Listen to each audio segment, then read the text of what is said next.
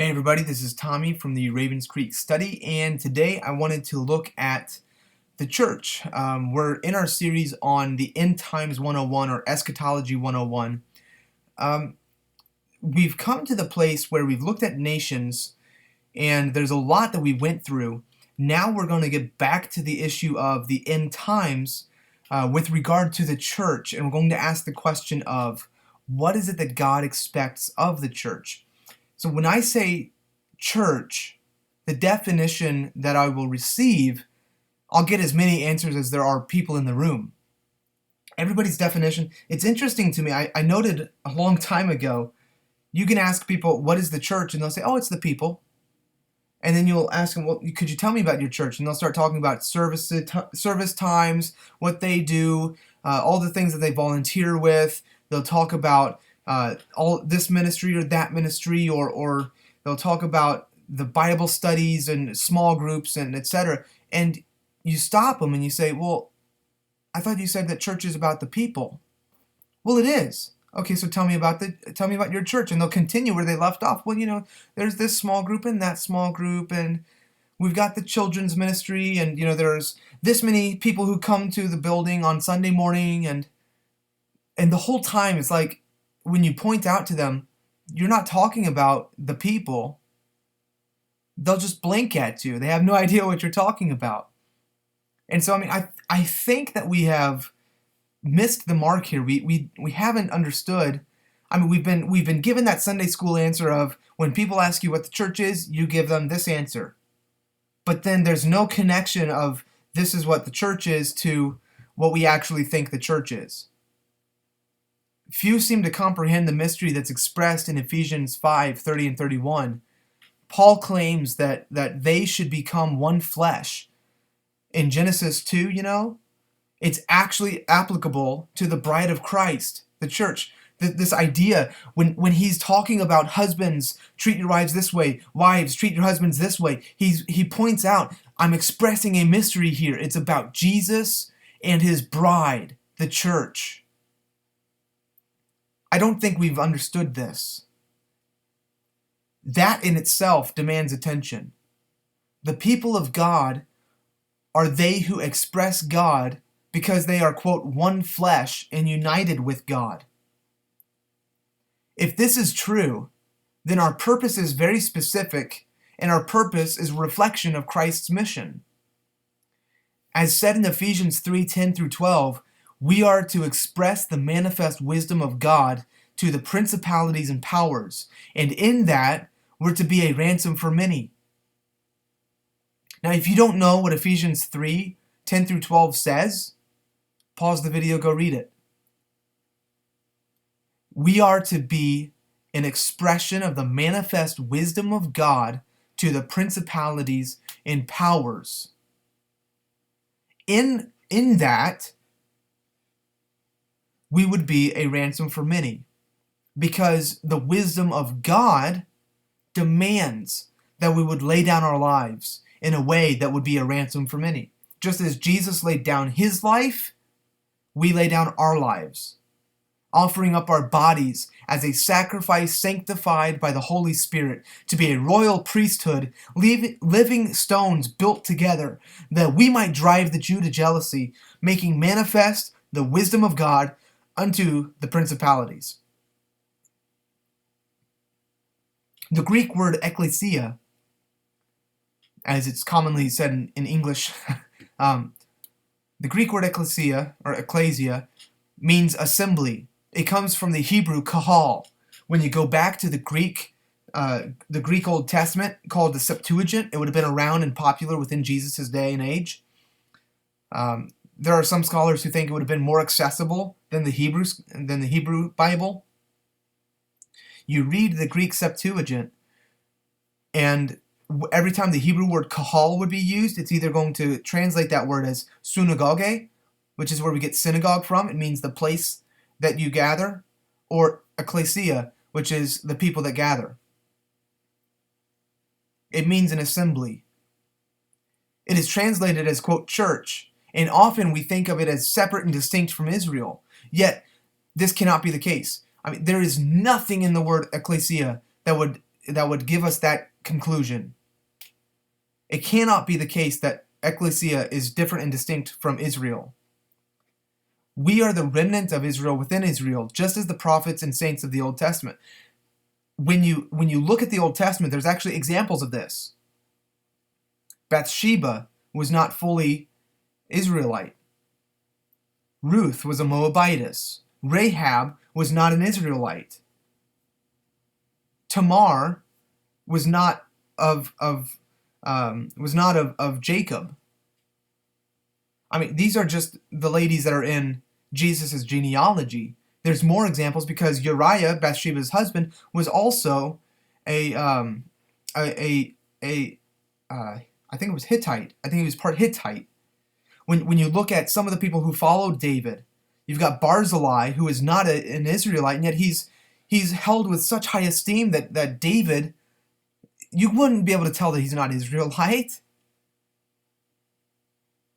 There are a lot of people in the Old Testament that are Gentiles that have made themselves one with Israel, and they're accepted into the people of Israel. And even in Exodus chapter 12, it talks about how some of the Egyptians came with Israel and joined themselves to the people of Israel. And there's no mention anywhere through the rest of the Torah except in one place in the book of Leviticus chapter 24 where it mentions anything about the Egyptians being with them. They're all Israelite as far as God's concerned. And the only reason it mentions anything in Leviticus 24 is because one guy who's half Egyptian and identified more with Egypt than he did with the God of Israel curses the God of Israel. He blasphemes God, therefore showing his allegiance to Egypt instead of to Israel. And that's the only reason it's mentioned. Nowhere else will you find it.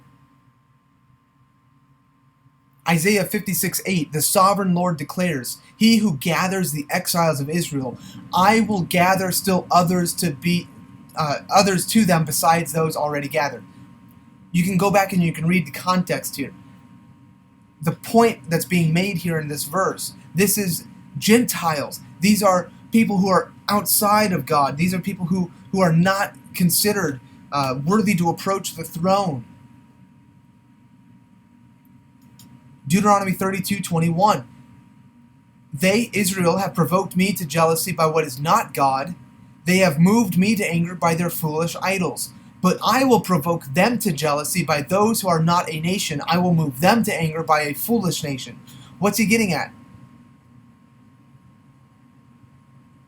Paul quotes this in the book of Romans and says, you, Gentiles, you who are at the church, you are called to drive the Jew to jealousy. That's Romans 11, verse 11. He quotes this.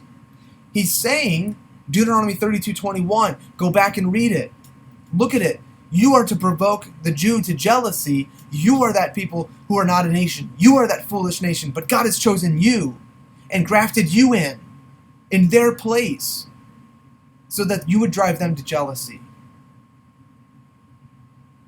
Do you understand what I'm getting at? It's not that you've replaced Israel. You're the believing remnant in Israel.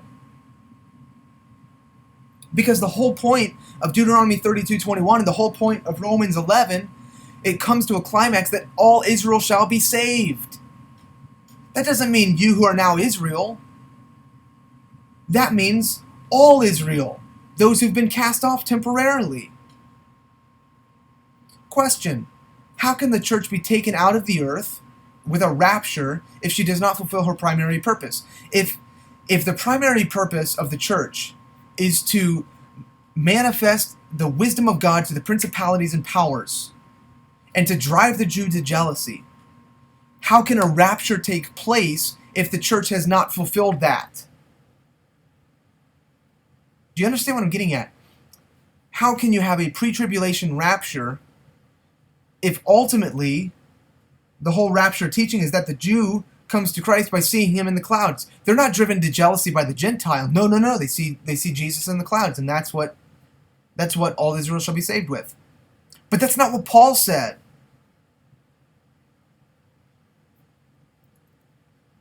When you look at the Old Testament, the prophets continuously were attempting to drive the rest of Israel to jealousy and have them return unto the Lord. The Greek ecclesia is used in the Old Testament as kahal. It is the assembly, and specifically in the New Testament, the assembly of they who believe. What was not plainly stated in the Old Testament is now on virtually every page of Paul's letters. Gentiles are the ones grafted into Israel to drive them to jealousy. We are the no people. We're the foolish nation. Rather than accepting our purpose of being a no people, driving the Jew to jealousy so that they might be saved and come back into their promises, instead of that, we have desired to replace them. We've coveted their promises. Instead of realizing that the language of the New Testament uses the same promises given to Israel to describe the church because we are a part of Israel, we've adopted the idea that Israel no longer has those promises. It's foolishness and it's arrogance. In this, the Gentiles are arrogant, and it shows in our evangelism as well. I just saw a video the other day. I didn't want to see it, but a friend of mine posted it. I thought it was a joke. There's a movie that's coming out in 2017 called Calvinist. And the trailer's out, and it's literally Calvinists talking about how great they are and how other people aren't so great, and that Calvinists are the ones who are going to win the world. It's arrogance. It's absurd arrogance.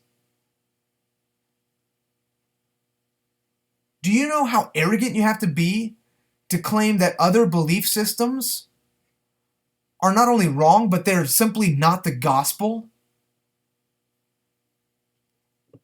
How how insulting, you know? I can think of plenty of nominal Christians, not nominal. I can think of plenty of Christians who are exactly what you expect a Christian to be, and they're not Calvinist. And I can think of Calvinists who are exactly what you would expect a Christian to be. It has nothing to do with their belief system. So, I mean, the point here, we've desired to major on selfishness, that somehow everything in the Bible is filtered through the church. The promises in the Old Testament, the prophecies, God's purposes in the earth, everything is somehow filtered through you and me in the church and what God has done for us and what God will do for us. But God has given us the necessary calling to free us from that selfishness. We think we're the end-all be-all. We think in order to be God's people, you must become, quote, the church. But all the while, the truth is that you must become Israel. All the while, God has given us a demand, a purpose that is beyond us. We're not supposed to be the ones who bring the earth to Christ, bring all nations to Jesus. Our purpose is to make manifest the wisdom of God to the principalities and powers. Our purpose is to drive the Jew to jealousy. And the two of those are related. It's the exact same wisdom, it's the exact same expression. We want to be the agent that brings the nations to Christ and to be the ones who are the bearers of light to the world, but God has said we're to manifest His wisdom to something utterly different, not to the world, not in missions, but to the principalities. We are given the eternal purpose that is beyond us. It's outside of us. We're called to wrestle an invisible enemy of which we have never even known existed until we came into the faith. And many in the faith still don't know they exist. Just to be bluntly honest. And we could ask the question, and I've received this question, are we supposed to just play pretend and make incoherent demands that these invisible, quote, powers would bow in the name of Jesus? And of course they're making fun and mocking the charismatic believers. And I can understand. Sometimes the charismatic believers do ridiculous things. But how absurd do you have to be that upon hearing this, your first thought is, oh, so I'm just supposed to pretend? Is God the God that asks you to pretend and just imagine things are going on?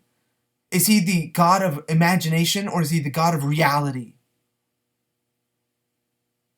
Would it make more sense that we're supposed to become politicians or scientists so that we can engage the culture?